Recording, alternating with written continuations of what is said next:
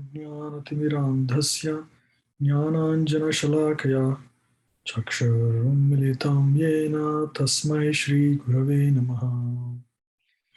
नारायणं नमस्कृत्य नारायणं नमस्कृत्य नरं चैव नरोत्तमं नरं चैव नरोत्तमं देवीं सरस्वतीं व्यासं देवीं सरस्वतीं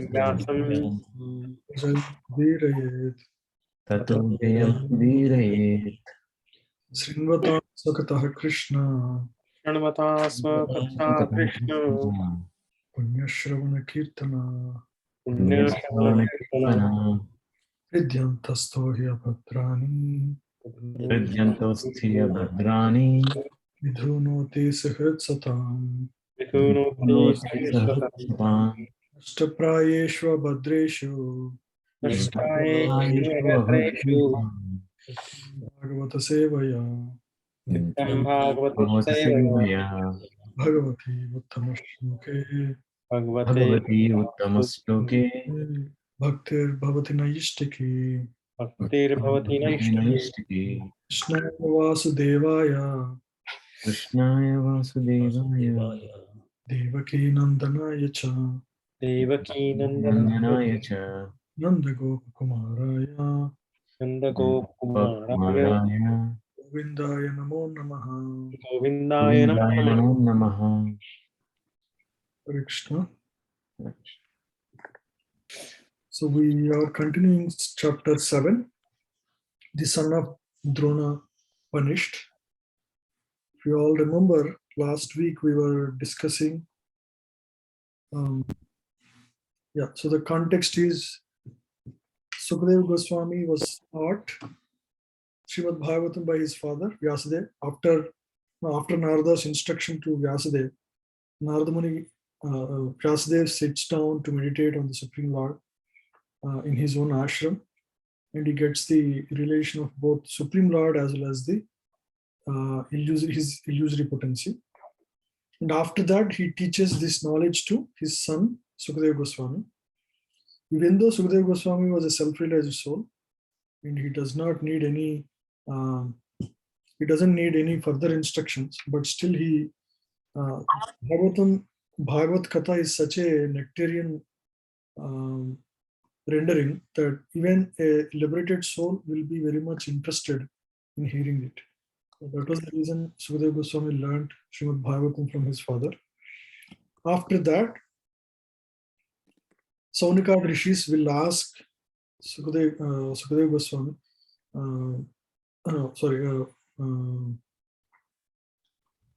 Sutta Goswami. Sutta Goswami, yeah.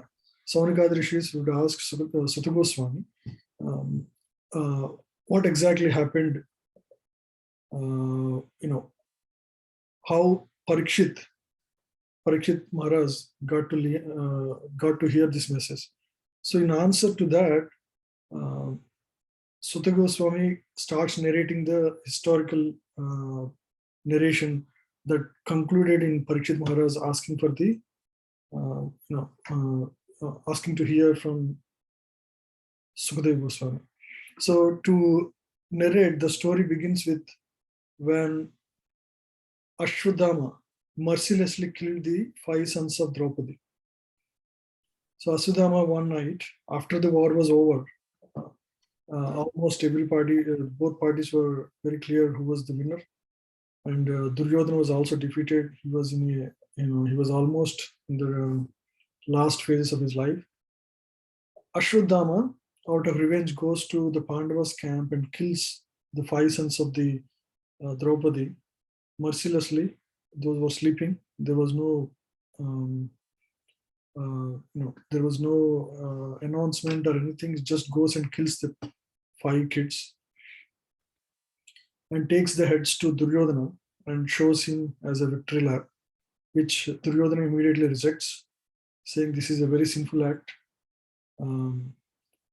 So that's where, and then immediately the news spreads to Pandavas. Pandavas learn that Ashwadama has killed, and Arjuna becomes very upset and morose, and he immediately boards the chariot with Krishna and promises Draupadi that he's going to get the head of Ashwadhama in revenge to as a reciprocation for what he did.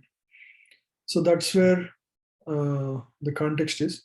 And then while they were riding back, Ashwadhama realizes that both Krishna and Arjuna were coming, and he was very much afraid for his life.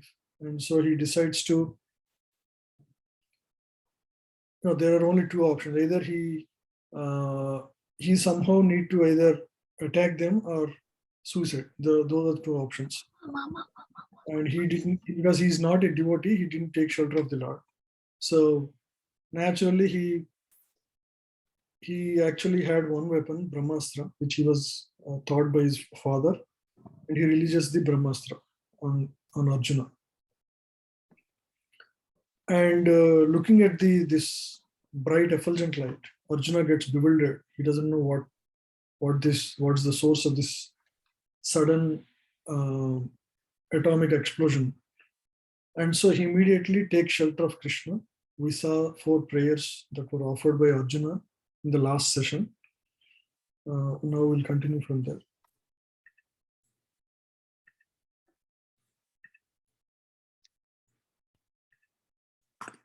So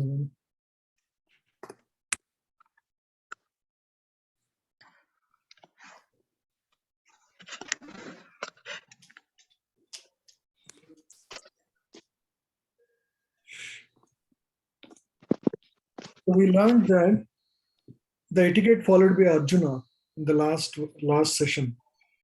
Arjuna, instead of just 1 second.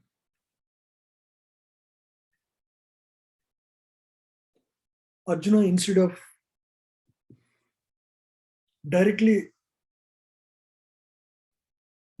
asking Krishna, what is going on, please protect me, he basically prayed to the Lord. That is the etiquette that one should learn from Arjuna's way of approaching. And all devotees do this. They don't violate the etiquette. Just because we are in need, we don't just stop following etiquette.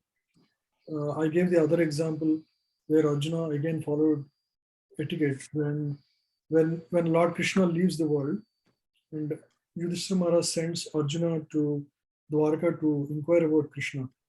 And when Arjuna comes back, he understands that all the Krishna left the world, and so many warriors have died. Even though he was so despondent, and he could not even protect the wives of Krishna. Even though he was so despondent, when he came to the kingdom, he immediately offered the obeisances to his elder brothers, Bhima and Yudhishthira Maharaj. In that way, he always followed etiquette. Sometimes, when we are in stress, we don't follow the etiquette because we are overwhelmed by the emotions. But in the context of great devotees, we see that they're always following the etiquette, even though they were in great distress. Okay. So he praised Krishna, and then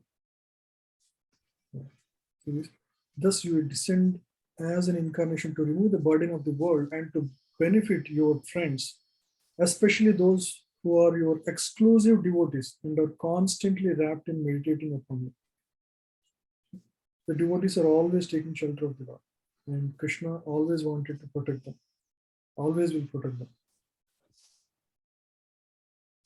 This also be right. O Lord of the Lords, how is it that this dangerous effulgence is spreading all around? Where does it come from? I do not understand it. Here, Prabhupada says, anything that is presented before the personality of Godhead should be so done after due presentation of respectful prayers. That is a standard. Although an intimate friend of the Lord is observing this method for general information.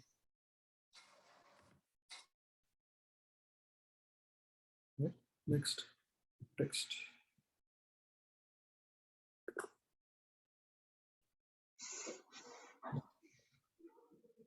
Shri Bhagavan Vacha श्रीभगवानुवाच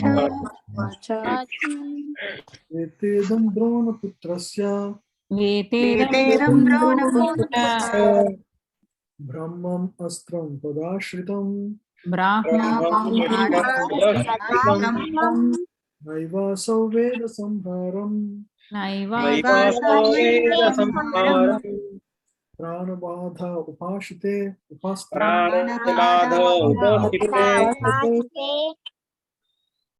प्रभु नितिन प्रभु. Yes, Prabhu.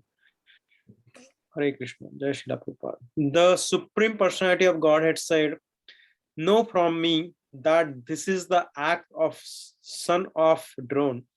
He has thrown the heims of nuclear energy, Brahmashra, and he does not know how to retract the glare.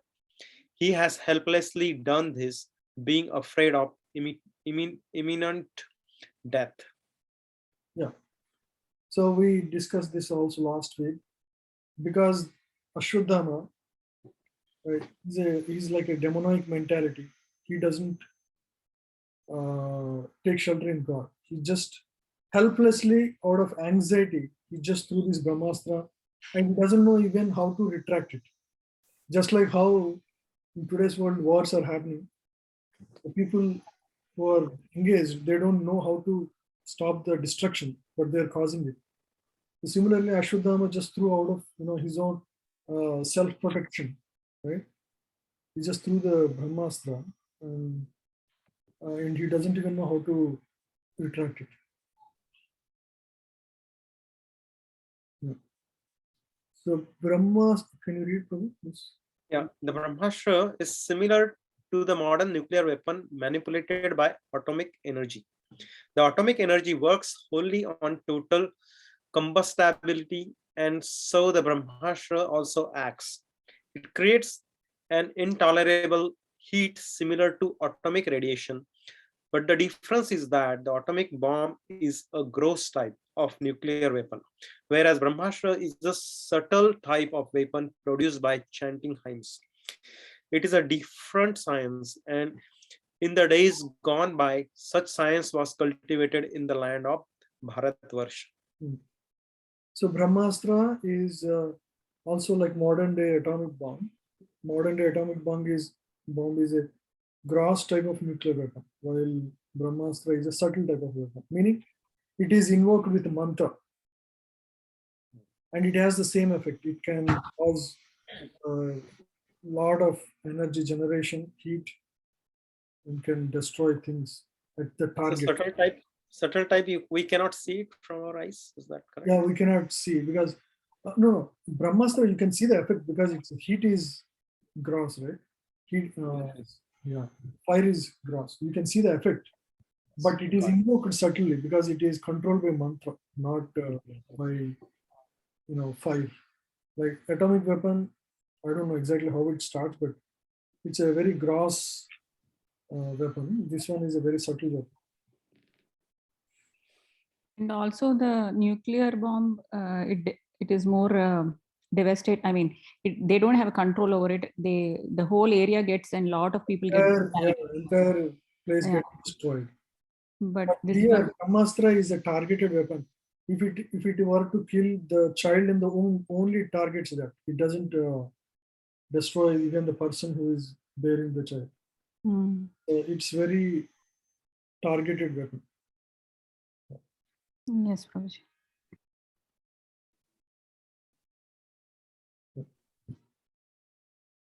Nahi asyam tamam kinchit.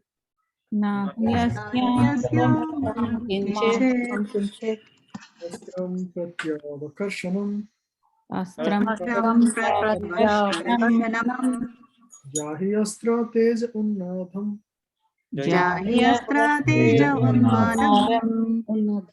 Astragno hi astra tejasa.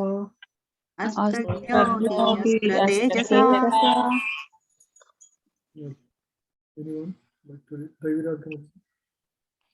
Translation. O Arjuna, only another Brahmastra can counteract this weapon. Since you are expert in the military science, subdue this weapon's glare with the power of your own weapon. Purport by His Divine Grace A.C. Bhaktivedanta Swami Srila Prabhupada. For atomic bombs, there is no counter weapon to neutralize the effects. But by subtle signs, the action of a Brahmastra can be counteracted. And those who were expert in the military science in those days could counteract the Brahmastra. Yeah. Should I read that? That's all. So the greatness of this Brahmastra is it can be retraced. It can be neutralized by all the weapons of the past. They could be neutralized by a counter weapon, right? So when there is extreme fire, you can send Narayanastra, which will cool down. So like that, there are weapons and their counter weapons, so that the effect can be subdued. So in the current age, we don't see such, each one will cause its own amount of destruction. But we don't see such because our technology is very gross. In those days, the technology is very subtle.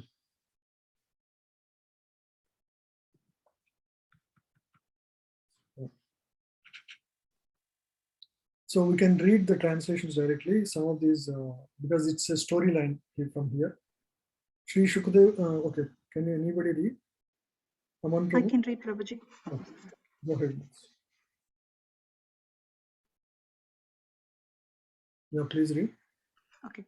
Sri Sutta Goswami said, hearing this from the personality of Godhead, Arjuna touched water for purification, and after circumambulating Lord Sri Krishna, he cast his Brahmastra weapon to counteract the other one. Yeah, he just cast his. Yeah. Continue. Much. When the rays of the two Brahmastras combined, a great circle of fire like the disk of the sun covered all outer space and the whole firmament of planets. It's a great amount of fire that was generated out of it. Yeah. The heat created by the flash of a Brahmastra resembles the fire exhibited in the sun globe at the time of cosmic annihilation. The radiation of atomic energy is very insignificant in comparison to the heat produced by Brahmastras. The atomic bomb explosion can at most blow up one globe, but the heat produced by the Brahmastra can destroy the whole cosmic situation. I mean, in terms of power, Brahmastra is far more, it can cause such level of destruction. Of course, it can be targeted, but the potency itself can destroy even cosmic manifestation itself. Yeah, continue. Translation. All the population of the three worlds was scorched by the combined heat of the weapons. Everyone was reminded of the Sambhataka fire, which takes place at the time of annihilation.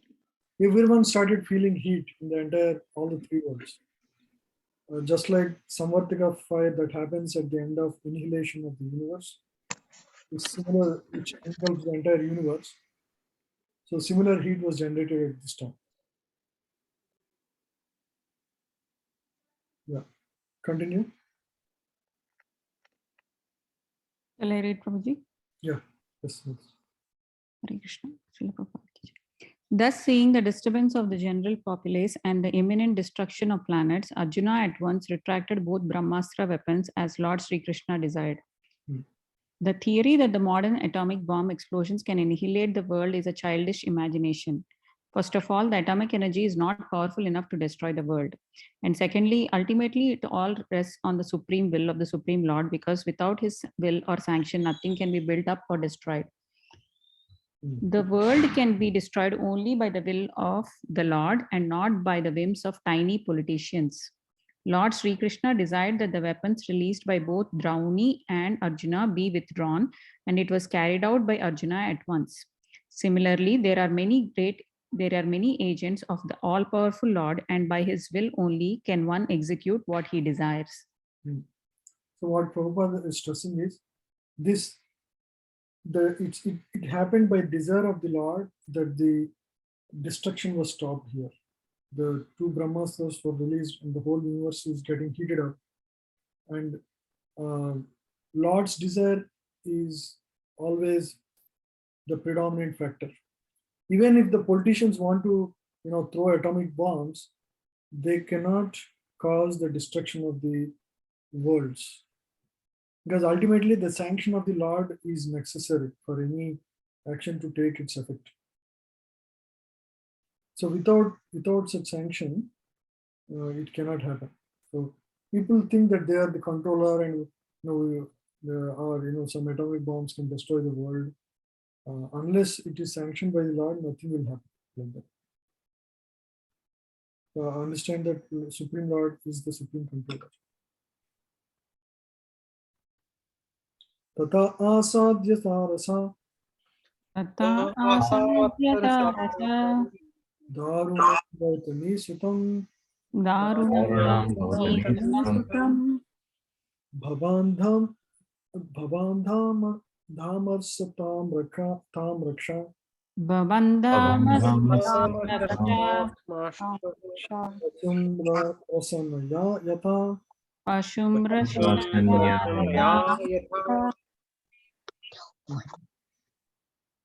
Yeah. Now the Arjuna's anger was described here. Please read anyone. Arjuna, his eyes blazing in anger like two red balls of copper, dexterously arrested the son of Gautami and bound him with the ropes like an animal. So after retracing, of course, now Ashuddhama is basically captured because he doesn't have any weapons now. He surrendered. So immediately Arjuna tied him up with ropes like an animal and brings him down. And he was really angry because of the heinous act he committed. So that's why Arjuna's eyes were described as tamrakshaha. Copper red eyes, means really upset with him. And he pulled him like a pashu, animal.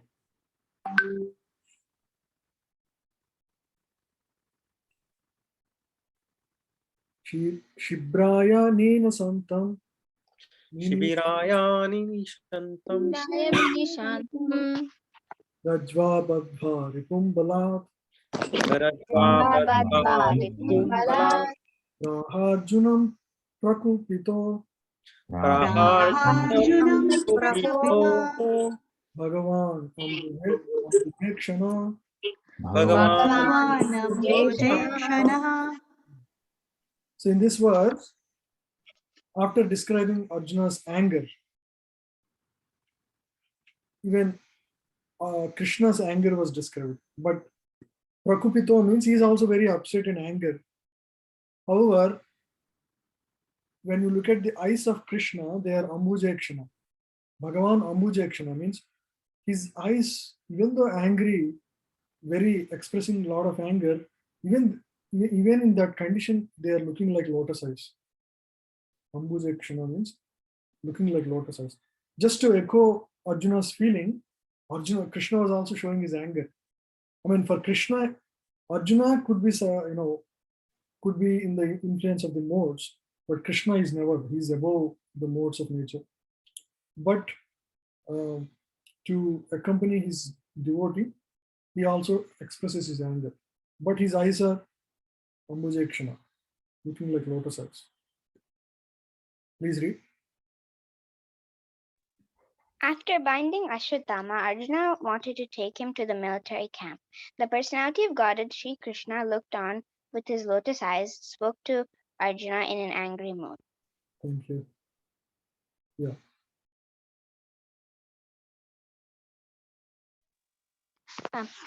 Both Arjuna. Go ahead.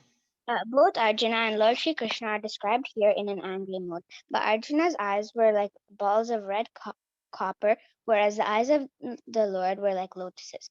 This means that the angry mood of Arjuna and that of the Lord are not on the same level. The Lord is transcendent, and thus he is absolute in any stage. His anger is not like the anger of a conditional living being. Now, so now he's captured. So various arguments will be given as to whether to kill or Ashwadhama or not, beginning with Krishna's argument. Okay. Mainam partarhasi tratum Mainam parthasi tratu brahmabandhum imam jahi brahmabandhu mimam jahi dosha angosha suttam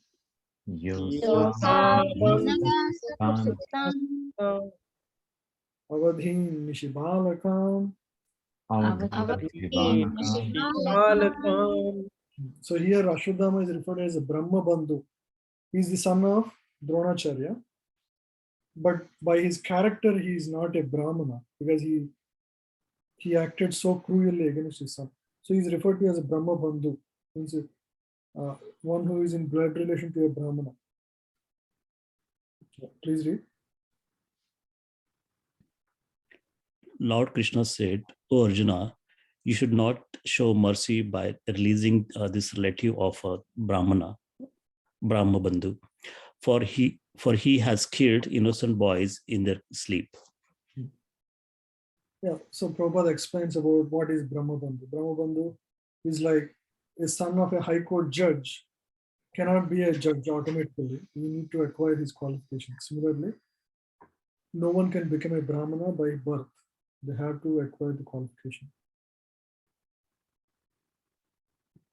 Mattam pramattam unmattam Mattam pramattam unmattam suptam balam striyam jadam suptam balam shriyam jadam prapannam viratham bhitam prapannam viratam bhitam naripum hanti dharmavet.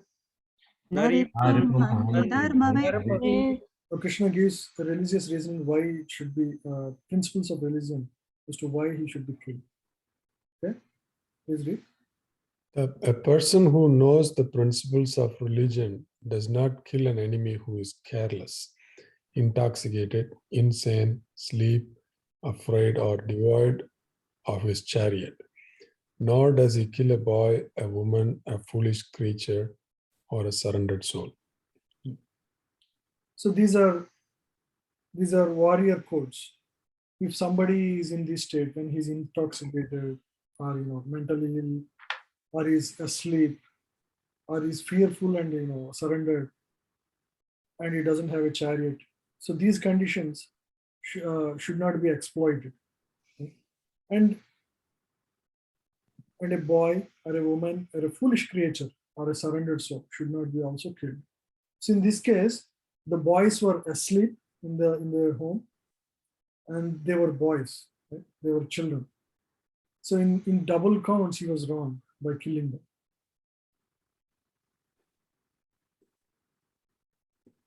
So pranam yah para pranay pranam ya para pranam prapushnati agrina kala Prapushnati agranakala tadvadastasya shreyo tadvadastasya shreyo yaddosha yati adah puman. yaddoshadyati adapman. Yeah, please read. Cruel and wretched person who maintains his existence at the cost of others' lives deserves to be killed for his own well-being. Otherwise, he will go down by his own actions. So he acted very cruelly.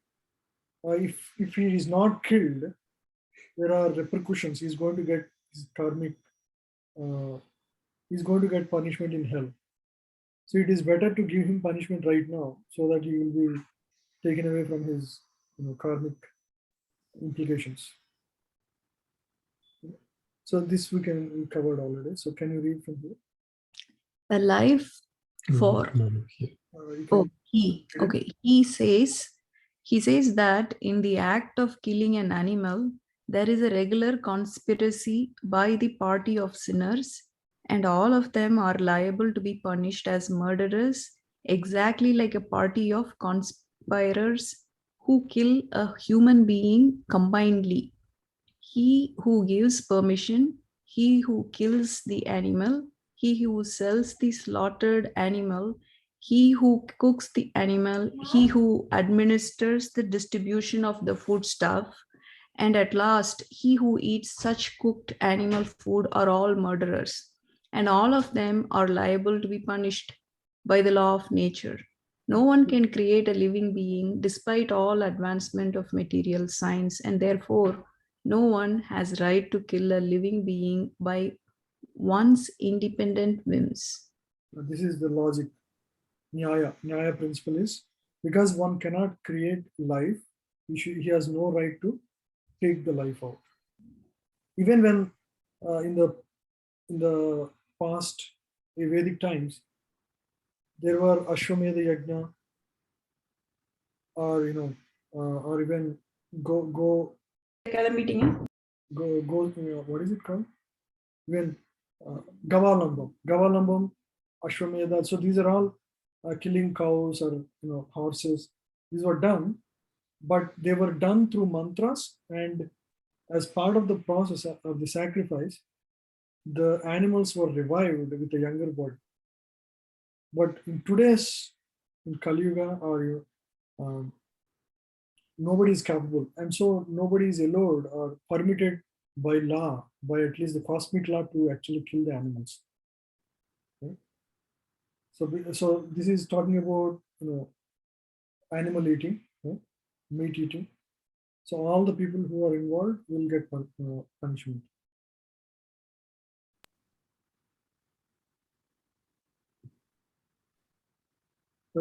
So we are continuing to hear Lord Krishna's various statements in support of why Ashwadhama should be killed. Okay? So I think this and the next one will be the last.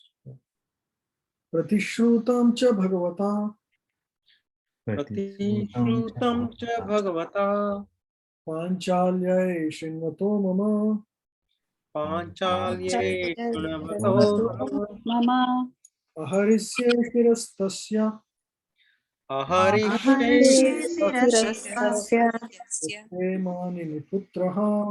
Yaste Manini Putraha. Putraha. Yeah. Please read. That's not easy. Please read. Furthermore, I have personally heard you promise Draupadi that you would bring forth the head of the killer of her sons. Because that was the original promise with which Arjuna started this fight with Ashwadhama. This is the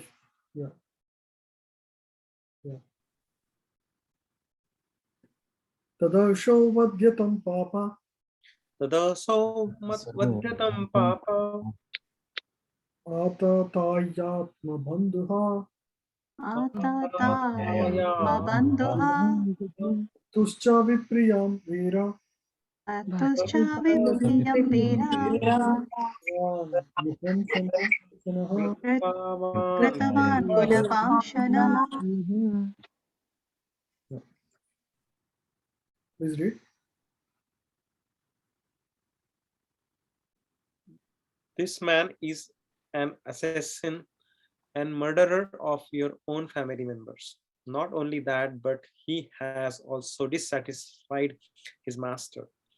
He is but the burnt remnant of his family. Kill him immediately. Yeah, this is like conclusion.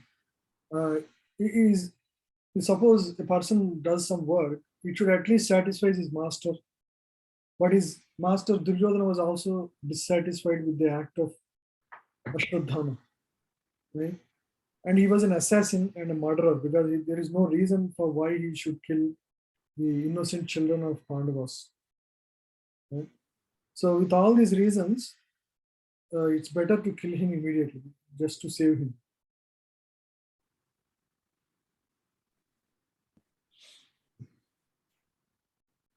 Yeah. Suta Uvacha Evam Parikshita Dharmam Evam Pardha Krishnena Chodita Partha Krishnena Chodita Aichadhantam Guru Sutam Naichadantam Guru Sutam Yadyapi Atmahanam Mahan Yadyapi Atmahanam Mahan Evam Parikshita Dharmam. So while Lord Krishna was externally speaking to kill Ashwadhama, actually Lord was testing how much his devotee Arjuna was actually practicing dharma, or he's like testing Arjuna. Okay? We'll read. This is a very interesting verse. Please read. Sutta Goswami said, although Krishna, who was examining Arjuna in religion, encouraged Arjuna to kill the son of Dronacharya, Arjuna, a great soul, did not like the idea of killing him, although Ashwadhama was a heinous murderer of Arjuna's family members. Ashwadhama was a murderer, right? And he was the son of his teacher Dronacharya. He did not immediately like. Of course, he started with the idea of killing him. Even when he started from his home, started with the idea of killing him. But he did not like the idea of killing. Although, so it's mentioned here, who was examining the Arjuna in religion and encouraged Arjuna to kill the son of Dronacharya. Even though Krishna has encouraged, Arjuna did not feel that he should kill him immediately. He did not like the idea of killing him. Sometimes we see like Supreme Lord tests like that, devotees. Examples. When Prahlad Maharaj, after killing Hiranyakashipu, Prahlad Maharaj, all the devatas will try to appease the Lord. But Lord was still very angry. He was not pacified. So at the time, Prahlad Maharaj approaches in a very humble spirit. He goes on to pray to the Lord. O Lord, when even the great Brahmanas and even like demigod like Brahmaji could not pacify, who am I to pray for you to pacify you? I am an insignificant soul born in a demonic family. Expresses his humility and offers beautiful prayers. After hearing the prayers, Lord was completely appeased. He was calm, and then the first thing he does is, "Oh dear Prahlad, ask me anything you want. What do you want in terms of material benedictions?" And to that, Prahlad was really sad to hear that, because Prahlad did not want any material benediction from Supreme Lord. So he says, "Oh Lord, am I a businessman that I want some benedictions from you, material benedictions? I don't want. I just want your eternal service unto your lotus feet." So you can see even there, Lord was asking for material benediction. Do you want anything material? That is not to give, desiring to give some material benedictions. The idea is to show how great his devotee is, how the devotee would, will not accept the idea of accepting material benedictions. Lord very well knows what Prahlad is going to answer, but he still makes an offer just to show the greatness of his devotee. That's one thing. Even in Chaitanya Leela, in the Mahaprakash Leela, we see all the devotees assemble and Lord manifests the form of Lord, Supreme Lord, Vishnu, Narayana. At the time also, he would invite each devotee individually, Murari Gupta, Haridas Thakur, Sukhamla Brahmachari, Advaita Acharya. He calls each one and asks, what is that you want in life? Nobody wants anything material. Everybody wants only spiritual. They want to be in the association of the devotees of the Lord. Or they want to always remember, never forget Lord. So you can see the devotees' answers are always simple and straight. They're very clear. But Lord keeps on testing with questions just to show the greatness of the devotees and the choices of devotees. Lord does different things. Sometimes he tests different people differently. For example, with his devotees like Arjuna, he tests in his valor, right, in his determination of the principles. And similarly, we can see similar things when even gopis, right? So when in the 10th canto we hear this, when Krishna sings this flute, and in the night time all the gopis assemble, giving up all their family, they all run towards Krishna in the forest. And after assembling, Krishna starts teaching karma yoga to them, karma and jnana, and they say, this is not applicable for us. What are you speaking? We are beyond and above that. So in this way, we see Lord always tries to show the glory of the devotee in various ways, based on the situation and time, place, circumstances. But he always, his mood is to show the quality of his devotee. Okay? It may appear like a tough test for sometimes, but it's always in the mood of glorifying his devotee. We can see, like, I'm just getting so many ideas around this. Even the same thing was done by a great teacher, like a spiritual master to his disciple. Even when Parikshit Maharaj was, anxiously hearing Bhagavatam, suddenly, he asked a question: how can the sinful reactions of the conditioned soul can be eradicated? To that, Sukadeva Goswami immediately says, "Oh, what is there? They can do some atonement and they can get rid of it." No, Parikshit Maharaj does not accept it. Tell me how we can completely nullify the roots of the sinful reactions. Then again, Bhakti Yoga was prescribed.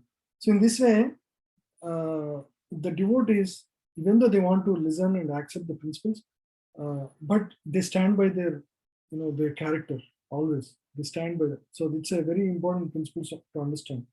Even though apparently Arjuna did not accept the instruction of Lord, actually that is the intention of Krishna. Actually, he doesn't want Arjuna to accept the principle. Okay, I'm just going to share that.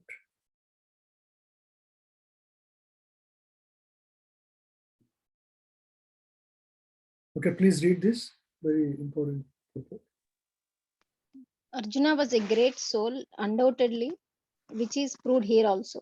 He is encouraged herein personally by the Lord to kill the son of Droṇa, but Arjuna considers that the son of his great teacher should be spared, for he happens to be the son of Dronacharya, even though he is an unworthy son, having done all sorts of heinous acts whimsically for no one's benefit. Continue. Lord Sri Krishna encouraged Arjuna outwardly just to test Arjuna's sense of duty. It is not that Arjuna was incomplete in the sense of his duty, nor was Lord Sri Krishna unaware of Arjuna's sense of duty. But Lord Sri Krishna puts to the test many of his pure devotees just to magnify the sense of duty.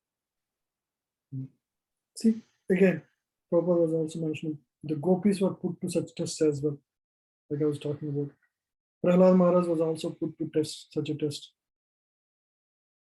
All pure devotees come out successful in the respective tests by the Lord.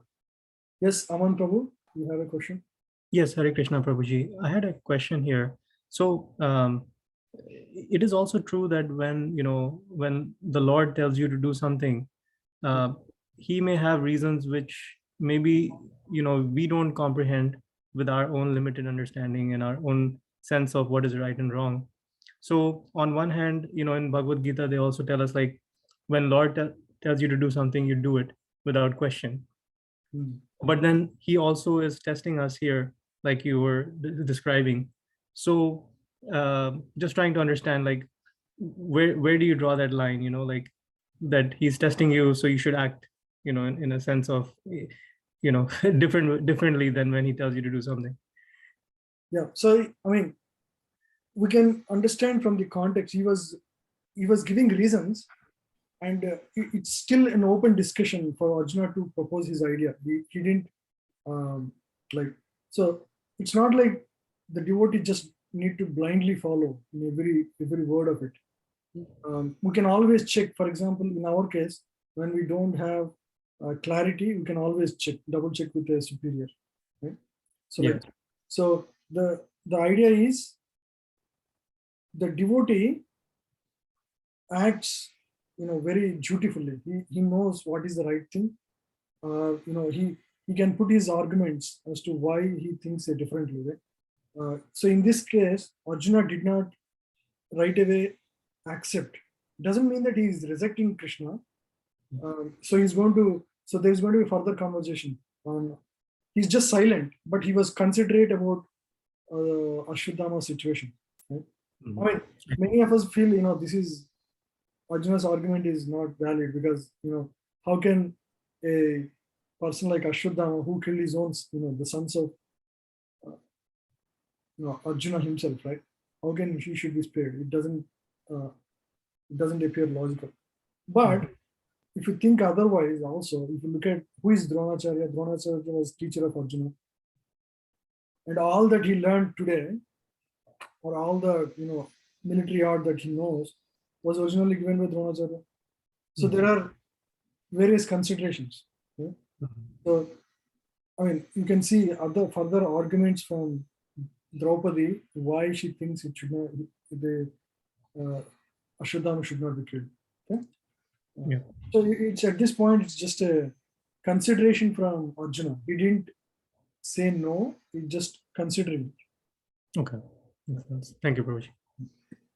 So when we are in doubt, we can always check about following instructions.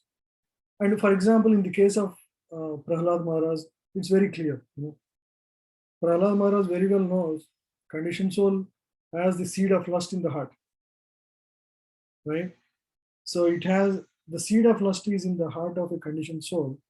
And as soon as it is presented with anything material, it will be attracted naturally. So why should I meddle with the material energy? That was his idea. So in some of the cases are very straightforward. Even Gopi's cases are straightforward. It doesn't matter. But this case was little very tough actually. This argument with Krishna here. Atopetya swasibiram. Athopetyaso shibiram. Govinda Priyasharati. Govinda Priyasarati. Navedaya tam priyayai. Navedaya tam priyayai. Sochantya atmajan hatam. Yeah, please read. After reaching his own camp, Arjuna, along with his dear friend and charioteer, Sri Krishna, entrusted the murderer unto his dear wife, who was lamenting for her murdered sons. Yeah. So Draupadi, so he basically brought him before the Draupadi. Originally, he said he's going to bring the head, but he brought him directly. So we'll just read the translations here. It's just storyline here. Go ahead, Prabhu. Yes, Prabhuji. Yeah. Sri Suta Goswami said, Draupadi then saw Ashwatthama, who was bound with ropes like an animal and silent for having enacted the most inglorious murder. Due to her female nature, and due to her being naturally good and well behaved, she showed him due respects as a Brahmana. So Draupadi, even though he lost her own children, she was very well behaved and showed due respect when she saw the Brahmana Ashwadhama. Doesn't mean that the act of the Ashwadhama is all right. It shows the good character of Draupadi here and how cultured and well behaved is she. So you can see how Draupadi was reacting compared to how Gandhari reacted when her all children were died. Right? When all the children of Gandhari died, as soon as she saw Krishna, she immediately cursed Krishna. May all your dynasty die as soon as possible, like that. Right? You can see how vicious was she compared to Draupadi. Even though she lost her children, she was still well behaved.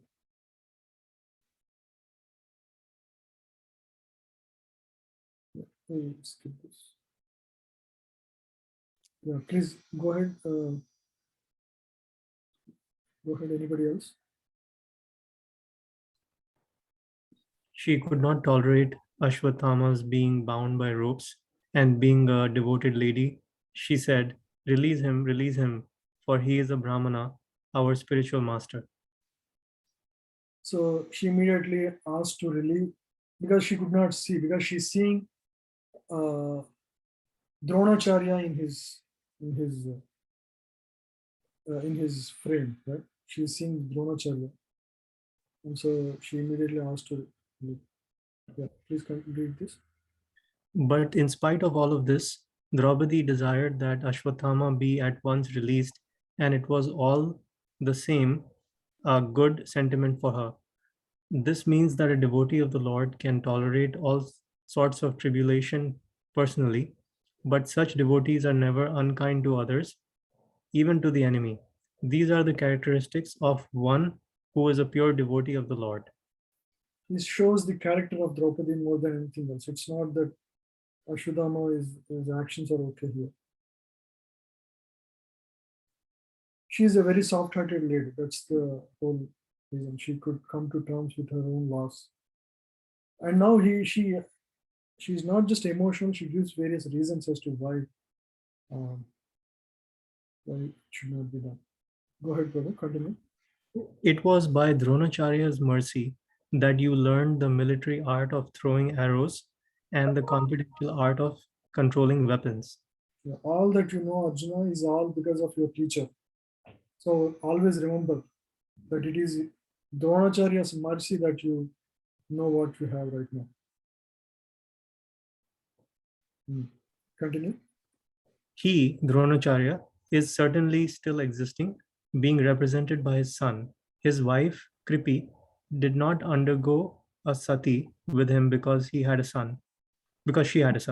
Yeah, generally when a woman loses her husband in those days, they were actually going to the fire along with the husband. It's called sati. But Kripi, the wife of Dronacharya, did not do sati because Ashwatthama was still alive. And right now, Ashwatthama is actually representing Dronacharya because his mother Kripi is actually dependent on him.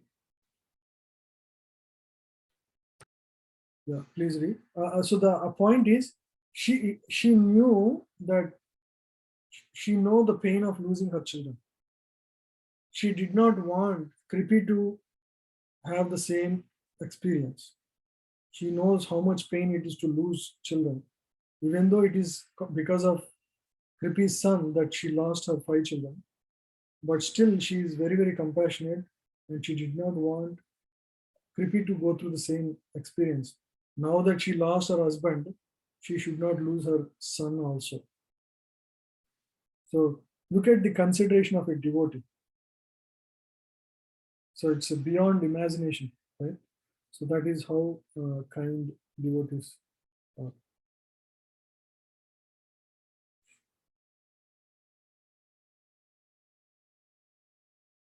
Now please read this. O most fortunate one who know the principles of religion, it is not good for you to cause grief to glorious family members who are always respectable and worshipful. Wow. So she was able to see the principles of religion, even in this condition, right, after such a loss.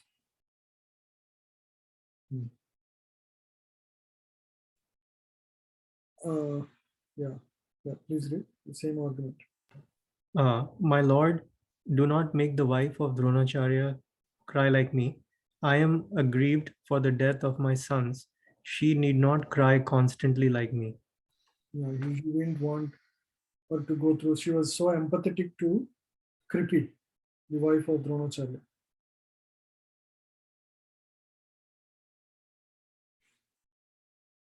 Yeah, she gives various reasons, very very logical, you know, tattva. She looks at tattva, she looks at nyaya, reasoning.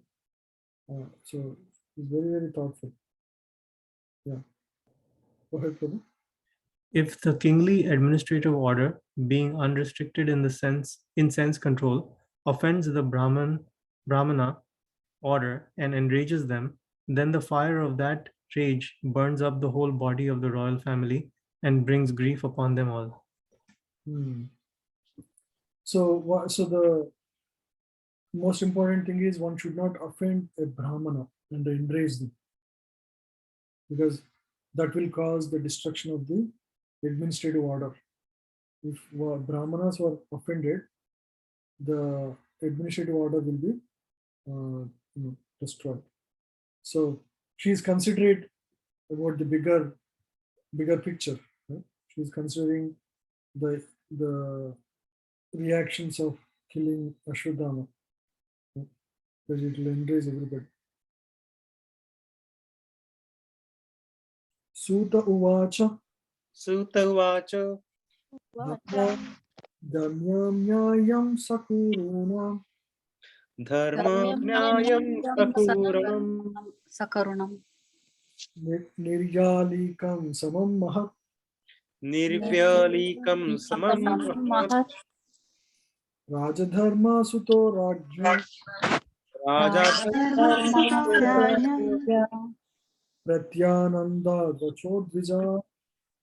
Pratyananda Vachodvija. Please read. Sutta Goswami said, O Brahmanas, King Yudhishthira fully supported the statements of the queen, which were in accordance with the principles of religion and were justified, glorious, full of mercy and equity, and without duplicity. Yeah. So the 4 verses that were spoken by Draupadi before this verse, they had all these characteristics: mercy, equity, and no duplicity. And it is full of religious principles. So it has all these characteristics.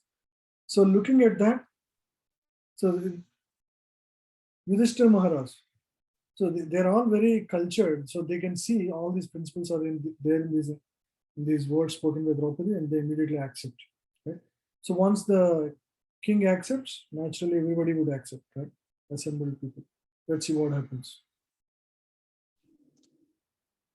Yeah, please read directly.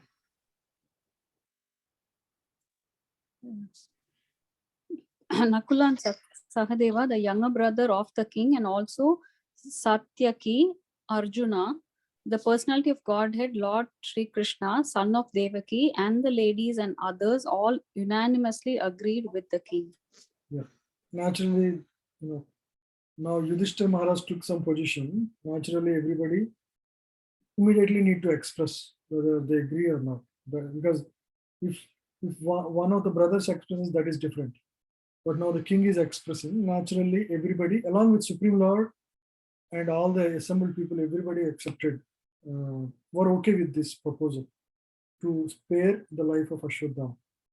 Even though Krishna initially resisted, now after Yudhishthira Maharaj made this statement, he went back on his original idea. Okay, now there is some resistance from one devotee here. Tatra hamsarshito bhimas. Tatraham sakshito bhimas. Tasya shreyan vadah smita. Tasya Sreyan Vadha Smita. Nabarthurnatmanaschardhe. Navartunatmanascharte. Yohan suktam shishun vrita. Yohanam Yohan Suktan suktan Shikun Vritha. vimrata. Yeah, please read. Bhima, however, angrily disagreed with him and recommended killing the culprit, who had murdered sleeping children for no purpose and for neither his nor his master's interest. His argument is simple. So this Ashodhama, he killed sleeping children for no purpose, and it's like a weird act because it did not satisfy his own master Duryodhana's interest.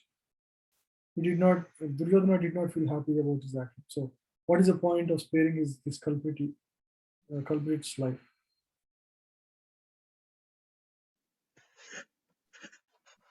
Nishamya Bhima Gaditam Nishamya Bhima Varitam Draupadyascha Chaturbhuja Draupadyascha Chaturbhuja Alokya Vadanam Sakhyo Alokya Vadanam Sakya Idam Aha Hasan Iva.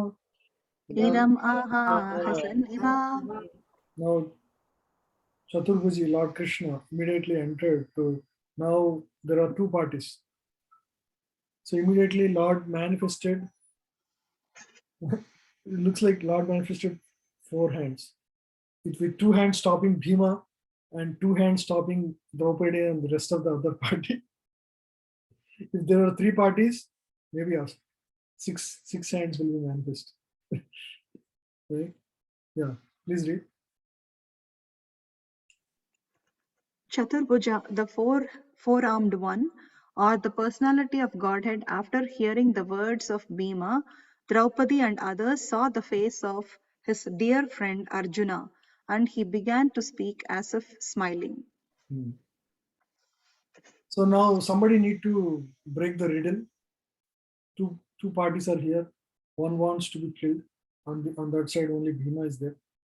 Now rest of them agreed to spare his life.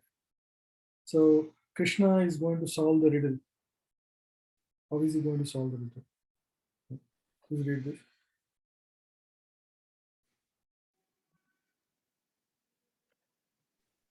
Please read.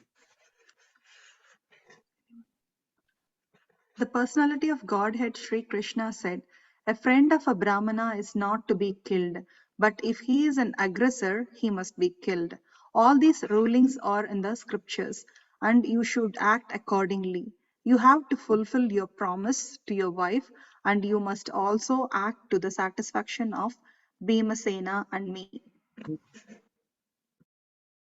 So now Lord is saying, yeah. So both sides of arguments are fair. Yes, the scripture principles of religion say Brahmana should not be killed. A friend of a Brahmana should not be killed. But at the same time, aggressor should be killed. So how do you fulfill this? So we should satisfy both, not just one, because that is the right way of acting in this circumstance.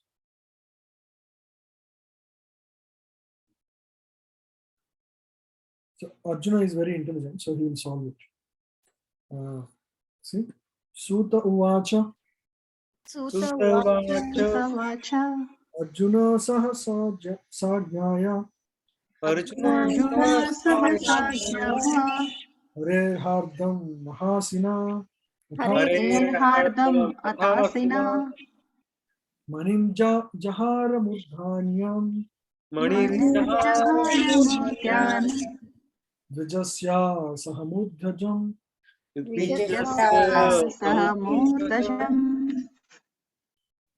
Please read. Sutta Goswami said, just then Arjuna could understand the motive of the Lord by his equivocal orders, and thus with his sword he served both hair and jewel from the head of the Ashwatthama. So Arjuna is a very, very intelligent devotee. So he wants to kill and also spare the life. So for a reputed king like Ashwadhama or reputed warrior like Ashwadhama, to take out his hair is as good as killing him. So he severed his, both hair, and he had a jewel actually. He has a jewel on his forehead, he's going to take that jewel out. Once the jewel is taken, all his luster is gone. And his hair is also cut off. So that is as good as killing him. But actually, he spares his life. Physical life itself, he spares. Yeah. So please continue, Mataji, this one. Yeah, contradictory orders of different persons are impossible to carry out. Therefore, a compromise was selected by Arjuna by his sharp intelligence, and he separated the jewel from the head of the Ashwatthama. This was as good as cutting off his head, and yet his life was saved for all practical purposes. Here, Ashwatthama is indicated as twice born. Yeah, because he's not a Brahmana, because he did a grievous mistake. Vimuchya rasana baddham Vimuchya rasana badham prabham Balahatya hata prabham tejasa manina hinam tejasa manina hinam shivira nirayapayat. Please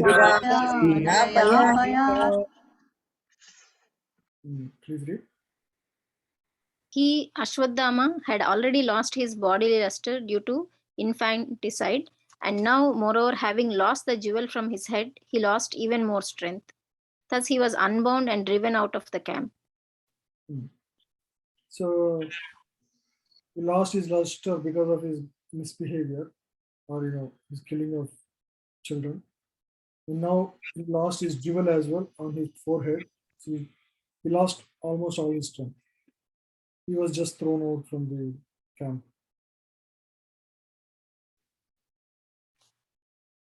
Vapanam dravina dhanam Vapanam dravina danam ana niryapanam tata niryapanam tata shahi brahma bandhunam shahi brahma bandhunam vadho nanyosti daihika.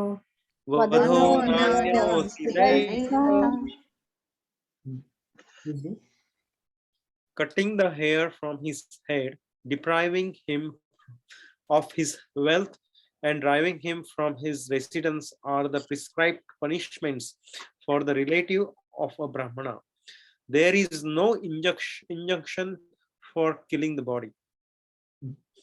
So scriptures also do not give the punishment of killing the body of a Brahmabandhu. So these are the appropriate punishments for such a person who commits such grievous mistakes. Putrasokartura sarve Pandava saha Krishnaya Pandava saha Krishnaya Swanamritana yat krityam Swanamritanam yat krityam Chakro nirharanadikam Chakru nirharanadikam. Thereafter, the son of Pandu and Draupadi, overwhelmed with grief, performed the proper rituals for the dead bodies of their relatives. Basically, the 5 children. So that's all. I will continue the 8th chapter, even the 8th chapter next week. Any questions?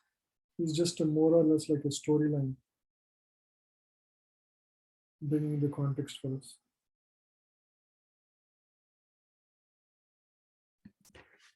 Yeah. It was just one, just to understand, an earlier verse when Krishna was angry.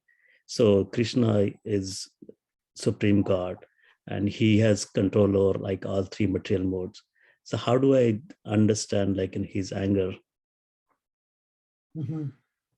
So Krishna was apparently angry. It's a transcendental anger. The idea of Krishna's anger is to encourage Arjuna to act appropriately. For example, sometimes a child does something nice. We encourage in words. just to, it's just to express support.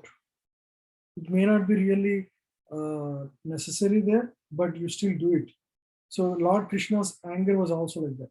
It's a transcendental anger. It's just he is not. It's not due to the influence of the modes. It's just to inspire and encourage Arjuna in his movement. Right? He's not. It's not because of the like Arjuna. That's why the beauty of ice was described as like lotus. Even though he was angry, it was an expressive anger. It's not a true anger. Right? So similarly, we can see in Damodarashtam, for example. Apparently, Lord was very fearful of his mother, right? And he was running, trying to escape the punishment of Mother Yashoda. But is that really a real fear that in the eyes of Krishna?